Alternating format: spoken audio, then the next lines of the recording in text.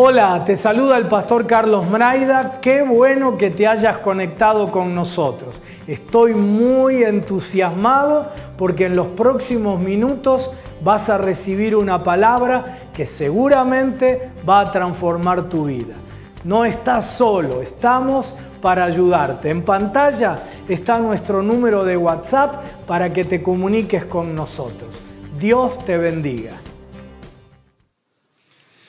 Hoy arrancamos una serie, vamos a hacer un paréntesis el sábado próximo, pero durante 3 sábados me van a tener acá, después hacemos un detox y hacemos un stop durante un par de semanas o meses. Bien, pero vamos a tener 3 sábados seguidos con el paréntesis de Semana Santa, donde vamos a trabajar y nos pareció bien tomar el paraguas de una de las... Gracias, ahí nomás. Una de los lineamientos que recibimos en la palabra de inicio de año, que era renovados o renovándonos en la misión, y ese es el título de la serie, ¿sí? Entonces, de aquí a los próximos 3 sábados, con el próximo paréntesis de Semana Santa, vamos a desarrollar este título. En el día de hoy vamos a arrancar con la primera reflexión de esa serie, que le pusimos ahí por título Eclesía versus Iglesia. Ya va a venir placas. Yo hace un par de sábados atrás, no sé cuántos pares, pero un par para atrás, los había animado ahí a meternos en el libro de los Hechos, que si me recordaba, algo de la antesala hablábamos, de meternos al libro de los Hechos, a ver qué encontrábamos. Yo le había planteado una pregunta, la verdad no me acuerdo de la pregunta, pero creo que tiene que ver con esto que vamos a ver ahora, que es básicamente meternos en el ambiente del libro de los Hechos. Y las 3 reflexiones que van a formar parte de esta serie nos van a permitir reflexionar a partir de Hechos sobre una serie de temas, ¿sí? Y en el libro de los Hechos encontramos un detalle sumamente rico, preciso, de las primeras décadas de uno de los proyectos, sino el más importante proyecto del Señor, que es la eclesía, la iglesia. Y ese término eclesía en el original significa grupo de personas, y es la traducción que nosotros recibimos al castellano de iglesia. Y a lo largo del libro de los Hechos vemos cómo el Señor va formando, desarrollando y también dando nacimiento a su eclesía. Y el autor a lo largo del libro de los Hechos, y esto que les voy a comentar ahora, va a ser los lentes con los que vamos a entrar en esta serie. El autor del libro de los Hechos, Lucas, nos abre ahí una ventana para observar lo que sucedía entre esos primeros cristianos que empezaron a andar este proyecto del cual formamos parte, que es la eclesía del Señor. Y hay al menos 3 elementos que vamos a ir cotejando, revisando cómo el autor los va desmenuzando, nos va mostrando cómo el Señor desarrolla su plan en y a partir de estos 3 elementos. El primero es la eclesía, que es el eje sobre el cual el Señor estructura su misión en la tierra. El segundo elemento tiene que ver con el Espíritu Santo, que es el combustible y el que posibilita que nosotros, como su eclesía, su iglesia, desarrollemos esa misión. Y también el tercer elemento que vamos a utilizar para hacer esta serie, desarrollar estos 3 sábados, es la misión. Sí, vamos a ver su esencia y en qué ámbito se desarrolla la misión del Señor aquí en la tierra por medio de su eclesía. Ahora, ¿por qué me interesa que tomemos estos 3 elementos para bucear en el libro de los Hechos? Y permíteme empezar a poner el primer ladrillito a lo largo de esta serie. Existe una íntima relación entre estos 3 elementos, la eclesía, la misión y el Espíritu Santo. Y cada una posee influencia sobre la otra. Cada vez que existe algún movimiento del Señor en la eclesía, en el Espíritu Santo, de cara a la eclesía o en la misión, una afecta a la otra. No podemos pensar, vivir y recibir del Espíritu Santo sin estar mirando cómo el Señor quiere modelar su eclesía, su iglesia, y cómo quiere que desarrollemos su misión. Cuando uno lee el libro de los Hechos, ve que todo el tiempo el Señor se encarga de ir ajustando estas tres variables para avanzar con sus planes aquí en la tierra. Y este es el primer punto que quiero hacer. Esta lectura que les propongo del libro de los Hechos, por supuesto que es un modo posible de abordar el estudio de los Hechos, es el que les voy a proponer a ustedes a lo largo de estos 3 sábados. Y quiero que levantemos la siguiente pregunta. ¿Cómo se comportan? Y me interesa que esta pregunta la empecemos a asimilar a lo largo de estos 3 sábados. ¿Sí? ¿Cómo se comportan o alinean Espíritu Santo, eclesía y misión a lo largo del libro de los Hechos con el fin de reflejar el mover de Dios de forma adecuada, pertinente y eficaz? Básicamente lo que les estoy proponiendo es que revisemos en el libro de los Hechos cómo juegan la misión, la eclesía y el Espíritu Santo. Y permitime orar en este punto.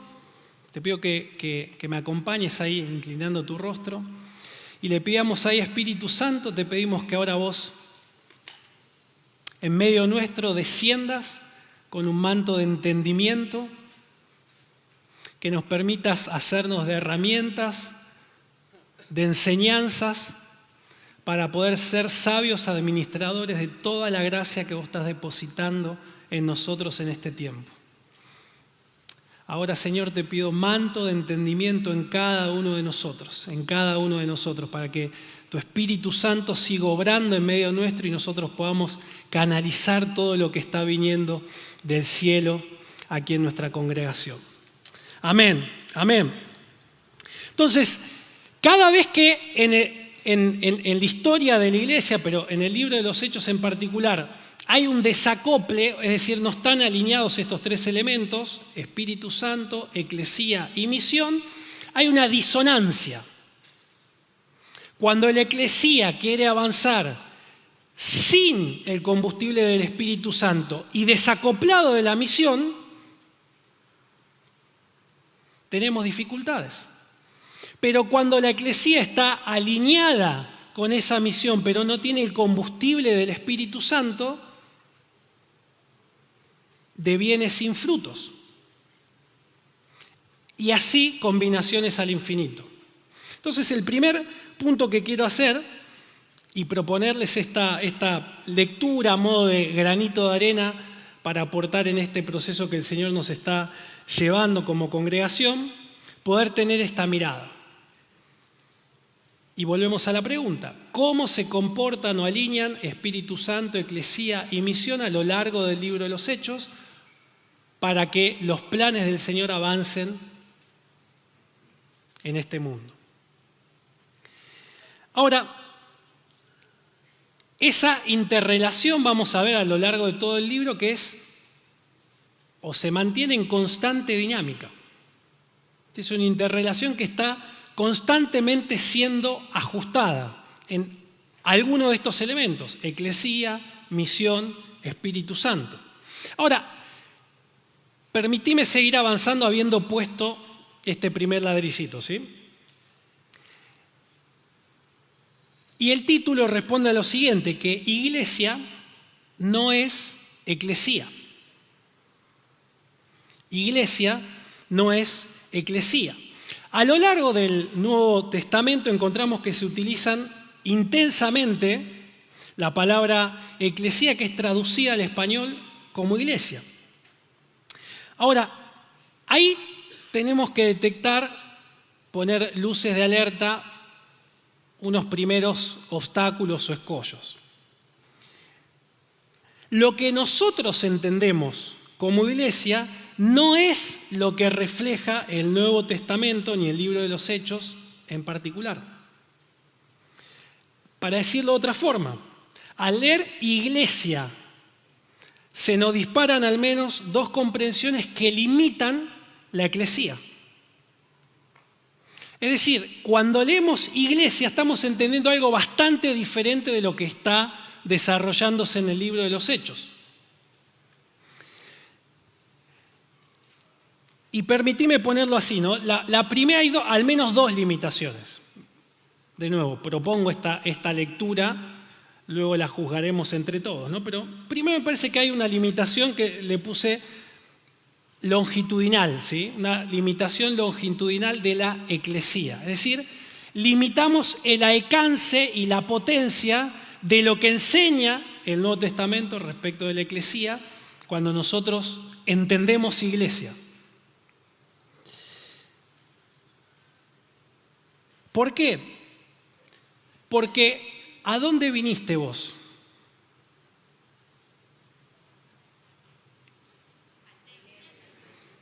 Claro, ¿se dan cuenta? La pensaron porque dijeron, acá me va a agarrar.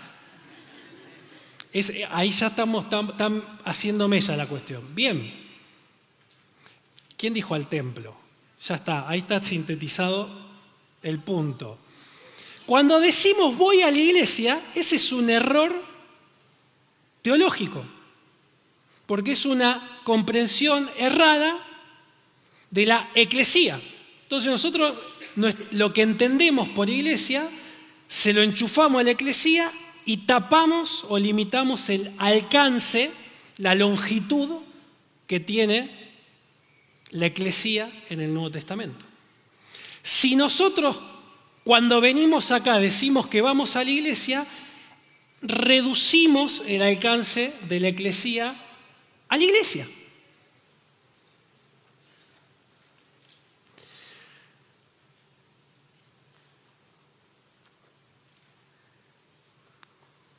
Y perdemos de vista que el Nuevo Testamento nos habla de la eclesía universal a lo largo de la historia de todos los tiempos, la eclesía de la ciudad y la eclesía particular. Nosotros cuando decimos que vamos a la iglesia, estamos diciendo, estamos siendo eclesía particular. No somos la iglesia, somos una iglesia local, como otras iglesias en la ciudad, que conformamos la iglesia de la ciudad.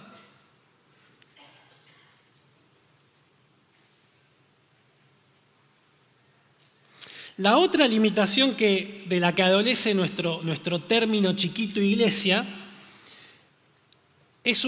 tiene una limitación de profundidad, ¿sí? Y limitamos a una capa superficial el término, ¿sí? Como les decía recién, relegamos la eclesía a edificios. Porque el término original no hacía mención a un edificio. Porque la eclesía del Nuevo Testamento se juntaba en casas, en espacios públicos, en templos para los que eran judíos en esos primeros tramos, esos primeros capítulos del libro de los Hechos. Pero eran eclesía, no iban a la iglesia.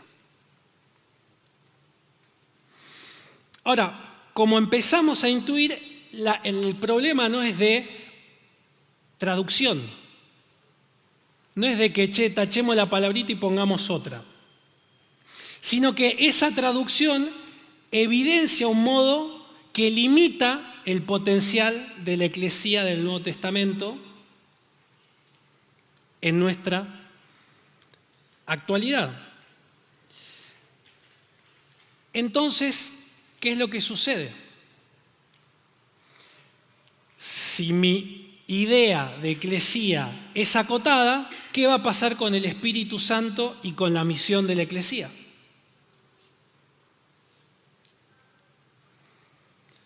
Si el que recibe del Espíritu Santo para cumplir la misión es la iglesia, e iglesia es esto, misión y Espíritu Santo van a estar limitados por el contenedor que nos hemos hecho como iglesia.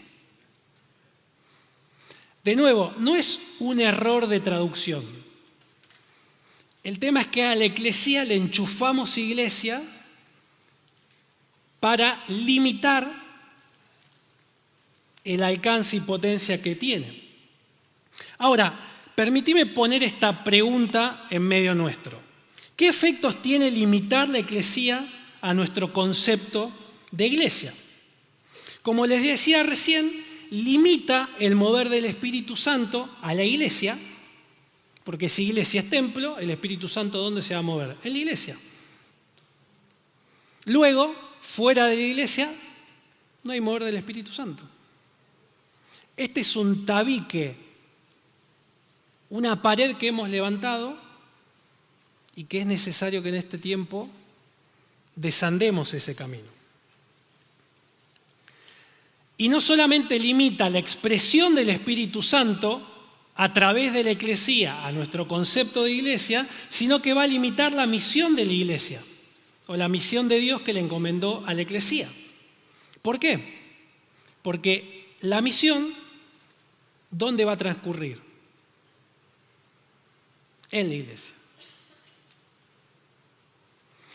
Ahora, eso no tiene absolutamente nada que ver con la dinámica que vemos en el libro de los Hechos.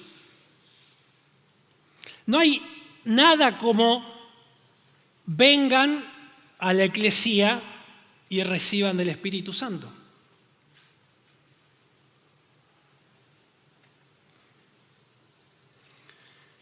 Porque eclesía en el Nuevo Testamento no es tanto institución como organismo vivo. Es el término, el original es un grupo de gente, ya sea reunida o separada. Por eso cada uno de nosotros es eclesía allí donde se mueve, no necesariamente acá. Ahora, permitime avanzar un poquito más en lo siguiente. Permitime hablarte de lo siguiente, nuestras pulsiones institucionalistas. Por supuesto que lo dicho hasta aquí no es en contra de la iglesia, de la forma en la que nosotros somos y hacemos iglesia, sino que es un aporte para revisar si existen brechas entre lo que entendemos como iglesia y hacemos y la eclesía del Nuevo Testamento. Es para renovar nuestra visión en este sentido.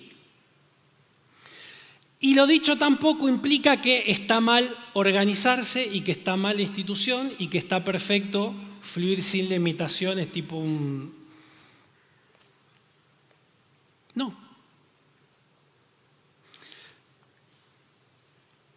Pero sí entiendo que en este tiempo con el que el Señor nos está ministrando y de lo que nos está dando, requiere que reflexionemos, al menos en esta dimensión que les estoy planteando de las 3 que vamos a ver a lo largo de estos sábados, que es poner el espejo de la eclesía del Nuevo Testamento y ver qué saldo nos da y qué ajustes tenemos que hacer. Ahora, fíjate, voy a repetir y seguramente insistir en algunos de los puntos que nos compartieron Silvana y Fede hace un momento. Fíjate, hay un relato súper interesante ahí en el Evangelio de Lucas, capítulo 9, que de alguna manera encierra esta tensión entre nuestras pulsiones institucionalistas o de institucionalizar el mover del Espíritu frente a la necesidad de dejar que fluya libremente el Espíritu Santo a través de la eclesía. ¿Sí? Una tensión entre dejar fluir e institucionalizar. Dice el pasaje, Lucas 9, que Jesús con sus discípulos estaban ahí y llama a Juan, a Pedro y a Santiago y suben a un monte a orar. Resulta que se produce una manifestación tremenda, una manifestación de la gloria de Dios como pocas veces se ven a lo largo de la Biblia. Se aparece, ponete en la piel de estos discípulos judíos, ¿no?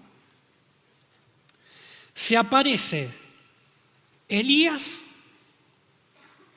Moisés, Jesús, y dice que estos tres estaban hablando de los planes que tenía Jesús hacia adelante, es decir, de la cruz. ¿Y los discípulos qué estaban haciendo? Dice que se despabilaron y se ven enfrente de esta situación, permitidme ponerlo en esos términos, esta situación. Ahora, para un judío de esa época era la manifestación de la ley, Moisés, los profetas y el Mesías prometido. Era la consumación del plan de Dios para el pueblo judío y las naciones. Están enfrente de eso y además la gloria del Señor manifestándose en ese lugar.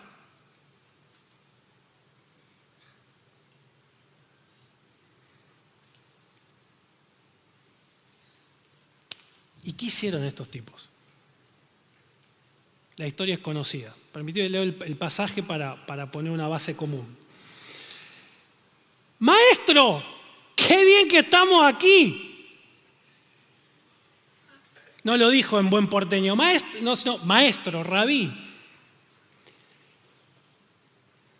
En nuestra Reina Valera, para los que tienen corazoncito de Reina Valera, es hagamos enramadas acá. Hagamos una carpita.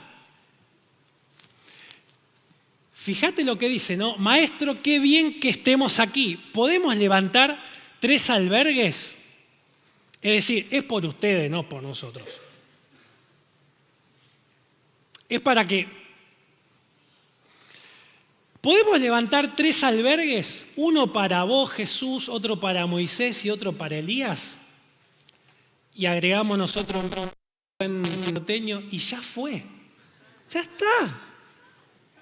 Ya está. ¿Qué más queremos como judíos que ver el plan consumado de nuestro Dios? La ley, los profetas y el Mesías. Nos vimos. Ahora, fíjate esa pulsión institucionalista que obviamente está hablando de nosotros, no de los 3 discípulos, ¿no? O aparte de hablar de los 3 discípulos. Fíjate esa pulsión que nos es propia y se encuentra siempre ahí latente, ¿no?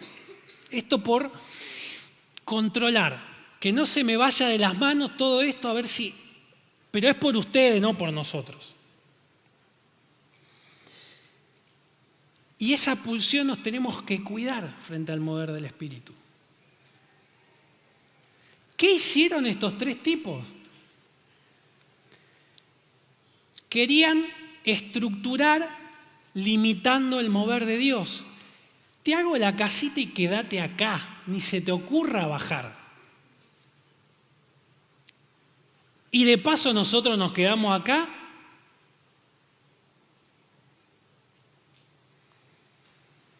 Ahora, la contrapartida de esto, estos tipos estaban allá arriba. Voy a interpolar ahí los 2 relatos de Ezequiel 47, o al final de Ezequiel, ahí, y este relato. Los tipos se querían quedar donde brota el agüita, y que por más que sea una gotita, ya está.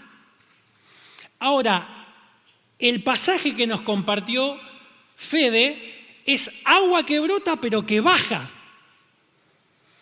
Pero si nosotros como discípulos del Señor nos quedamos aguas arriba donde brota y hacemos las enramadas,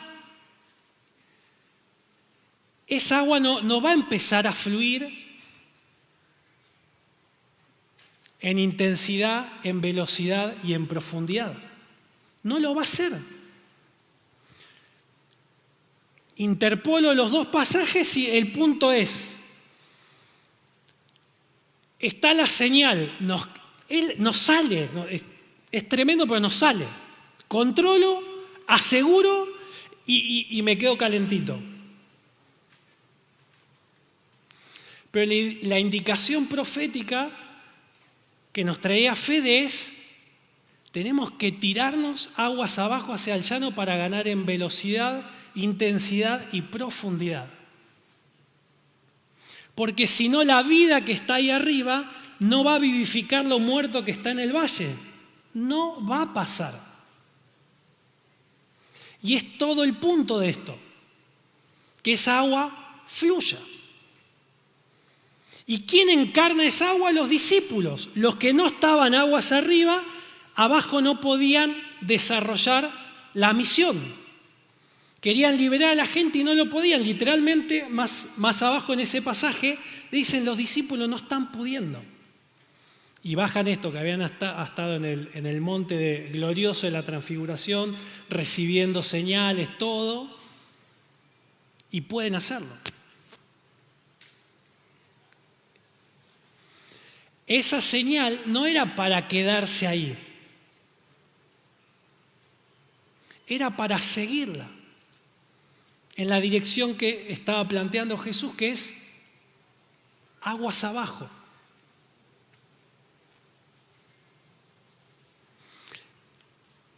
Esto nos da algunas pistas de que nuestra idea de iglesia no es la idea de eclesía de ese Nuevo Testamento. O en ocasiones nos sucede eso.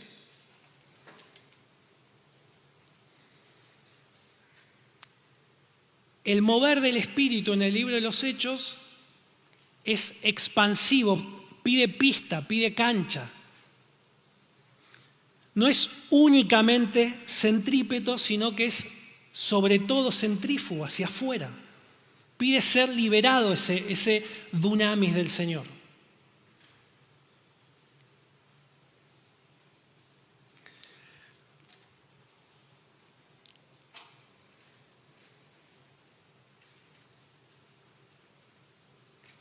Estoy en la mitad y tengo que terminar.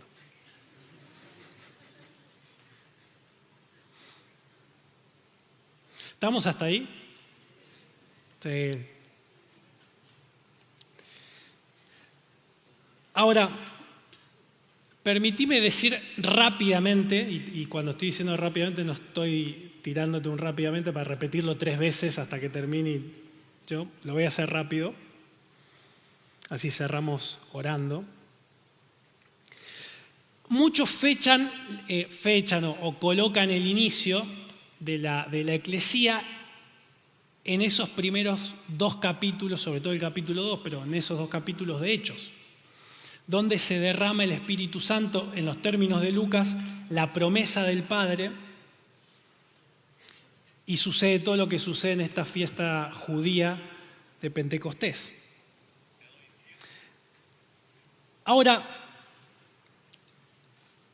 permitime bocetar algunas características de esa eclesía a la luz de estos primeros capítulos de Hechos.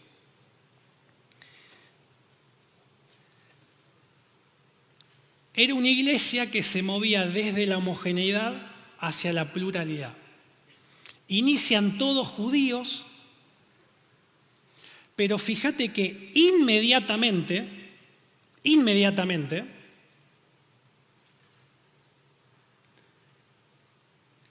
el Espíritu Santo le da lenguas, y no es lenguas angelicales, es idiomas, exactamente.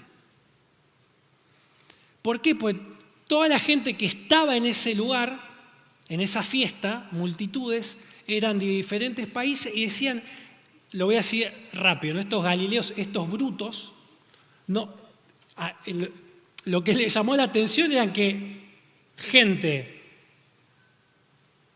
Galilea, no preparada, no formada, hable la lengua de todas las naciones.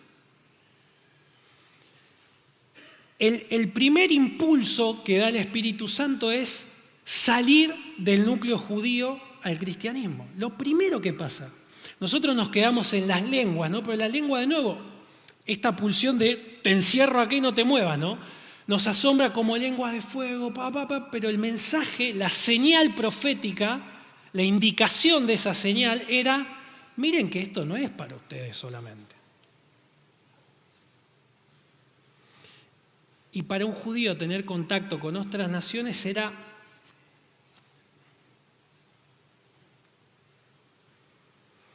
ese es el error de cuando hay señales, quedarnos con la señal. Y cuando uno rasca el texto es, el Señor empujándolos, salgan de acá, salgan de acá.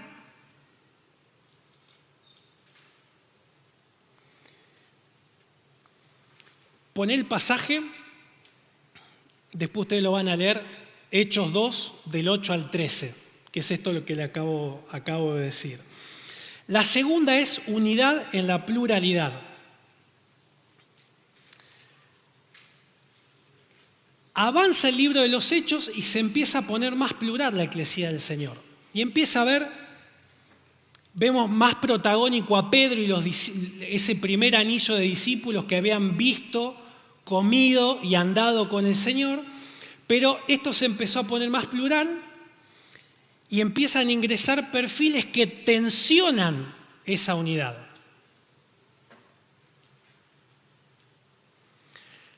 Lo vamos a ver en alguno de los 2 sábados próximos. Hechos 6, Lucas trata de tapar un lío que había ahí. Justamente entre judíos y judíos que hablaban griego, que eran casi judíos. Para los judíos posta eran casi judíos. Empiezan a meterse perfiles como Esteban, Felipe, Pablo, que no querían saber absolutamente nada. Los discípulos de Jerusalén, judíos de pura cepa, no querían saber nada con ese que quería perseguir a los cristianos. Se nos mete gente como Aquila y Priscila, que se asocian con Pablo, arman una empresa para vender tiendas, casas. Y se asocian no solamente en los negocios, sino también ministerialmente y empiezan a capacitar otra gente. Apolos, un judío helenista, que nada tenía que ver o compartía con los judíos posta, con los discípulos, con los apóstoles. Se incorpora una señora, Lidia, también casi judía, de Filipos, que evidentemente era una comerciante que lideraba un grupo de comerciantes, se ve que hacían economía de escala para mejorar costos y vendían telas pintadas. Y muy posiblemente esa Lidia es la que Pablo menciona, o uno de los integrantes del grupo que Pablo menciona en la carta de Filipenses, dándole gracias por la generosidad de haber contribuido con su ministerio.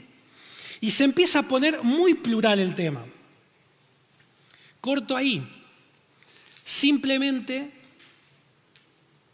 el mover del Espíritu produce pluralidad y tenemos que generar condiciones para metabolizar esas pluralidades y generar unidad.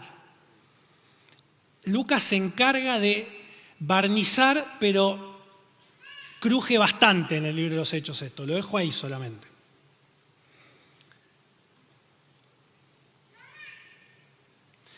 Pero al final del día vemos en Hechos una iglesia articulada, unida y sobre todo que fluye desde Jerusalén a Judea, Samaria y hasta lo último de la tierra. Otra de las características que tenía esta iglesia, esta eclesía que vemos en Hechos, es una dependencia absoluta del Espíritu Santo. Fíjate cómo dice Hechos 1:4. No se alejen, le dice Jesús a los discípulos de Jerusalén, sino esperen la promesa del Padre, de la cual les he hablado. Y mientras aguardaban la promesa del Padre, dice Hechos 1:14, todos en un mismo espíritu se dedicaban a la oración junto con las mujeres y con los hermanos de Jesús y su madre. Y esa dependencia del Espíritu Santo era plasmada no solamente a partir de cada persona, sino comunitariamente, era una dependencia comunitaria, esperando, anhelando, rogando por la promesa del Padre. Y así, frente a cada obstáculo que se presenta en el libro de los Hechos, la iglesia persevera en unidad dependiendo del Espíritu.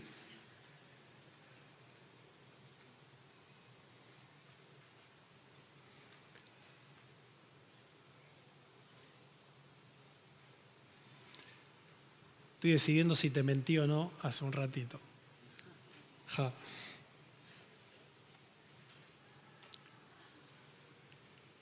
lo último y con esto oramos. Ponete ahí el pasaje, creo que había un pasaje, sí, 2.14, Hechos 2.14. Hay algo muy importante que hace Pedro en ese capítulo 2 de Hechos, que creo que tenemos que hacer sentido de eso. Dice, entonces Pedro, con los 11, se puso en pie y dijo a voz en cuello, compatriotas judíos, vamos a ser plurales pero no tanto, ¿no? Primero lo primero. Y todos ustedes que están en Jerusalén, bueno, déjenme explicarles lo que sucede, presten atención a lo que les voy a decir. Y esto me parece que es muy importante en este tiempo. Frente a esas irrupciones del Espíritu Santo, el profeta habla de portentos inesperados. El libro de los Hechos habla de señales, prodigios y milagros. Me parece que frente a esas manifestaciones tremendas del cielo en la tierra, si quieren ir pasando los chicos, vayan, así doy señales de que no mentí.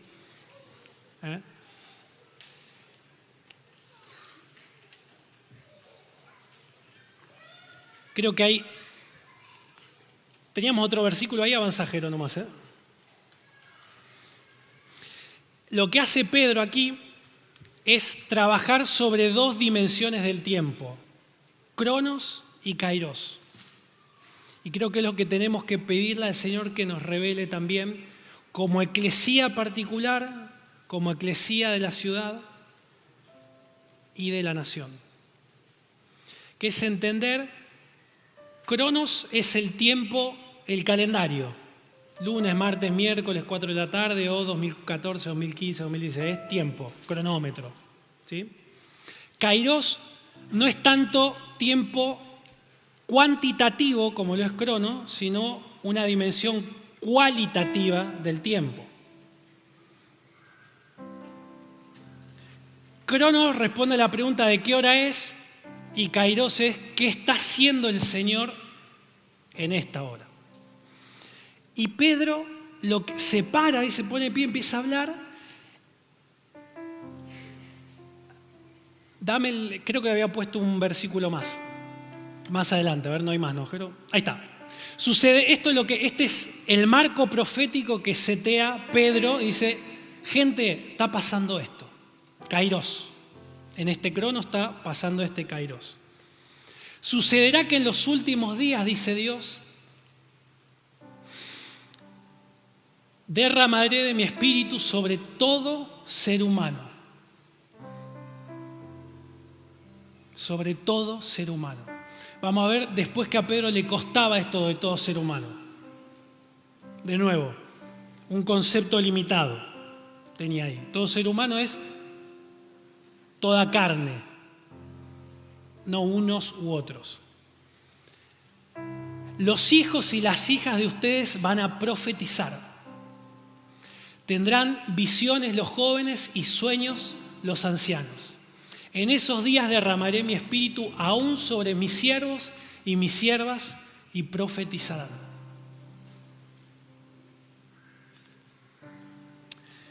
Ponete de pie. Creo que tenemos que pedirle al Señor para este tiempo ese manto de entendimiento, de lectura profética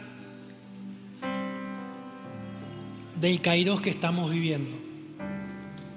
No sé si tenés la misma sensación que yo, y es lindo, que no podés ni pestañear que están pasando cosas. Y gloria a Dios porque muchos nos estamos despabilando. Y es tiempo de consumación de planes del Señor. Así como le pasó a los discípulos que vieron a la ley, los profetas y el plan redentor de Dios para la humanidad, el Mesías. Ahora, yo quiero que oremos, que nos juntemos de 2 a 3 Creo que tiene sentido orar por esto, pedirle al Señor que nos renueve como eclesía, particular de la ciudad y en la nación.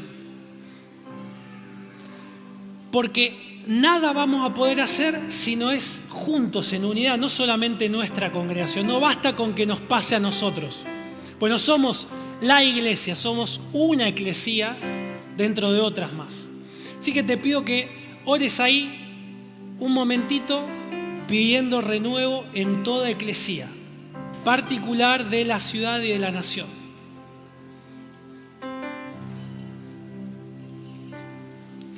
Pidiendo que el Kairos del Señor se manifieste en cada eclesía particular.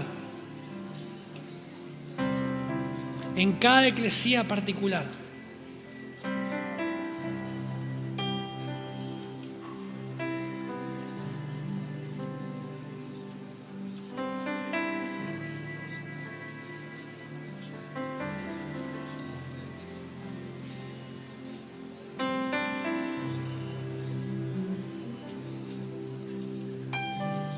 Bendito Señor. Tu renuevo sobre nosotros. Tu renuevo sobre nosotros. Sí, Señor. Tu renuevo sobre nosotros.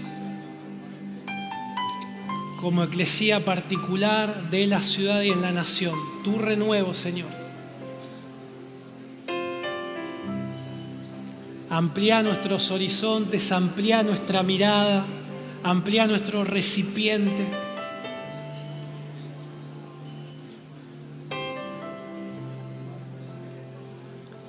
Sí, Señor.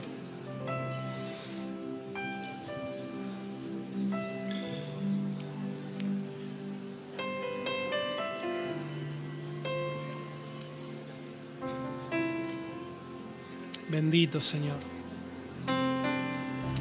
Ahora, conforme van terminando de orar,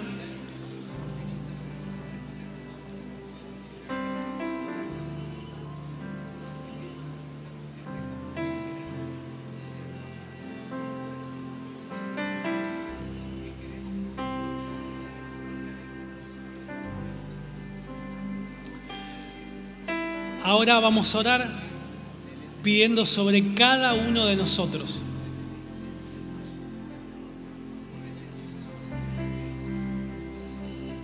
Levanta tus manos ahí al cielo y decirle: Señor, así como quiero más de vos, quiero menos de mí. Como estos primeros cristianos, dependencia y rendidos a tus pies, Señor. Y comprometidos a tirarnos aguas abajo.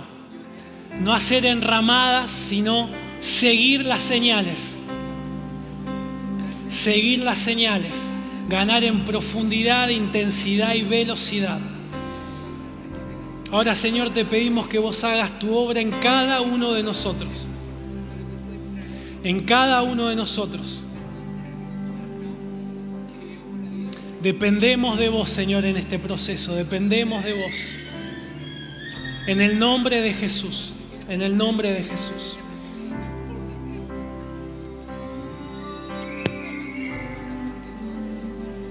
Haz lo que quieras conmigo. Haz lo que quieras conmigo. Espacio te haré, Jesús. Haz lo que quieras conmigo. Haz lo que quieras conmigo. Espacio te haré, Jesús. Haz lo que quieras conmigo. Haz lo que quieras conmigo. Espacio te haré, Jesús. Haz lo que quieras conmigo. Haz lo que quieras conmigo. Espacio te haré, Jesús.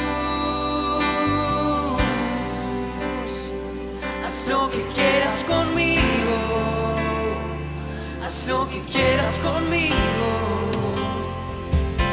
¿Qué espacio te haré, Jesús? Haz lo que quieras conmigo, y haz lo que quieras conmigo. Espacio te haré, Jesús.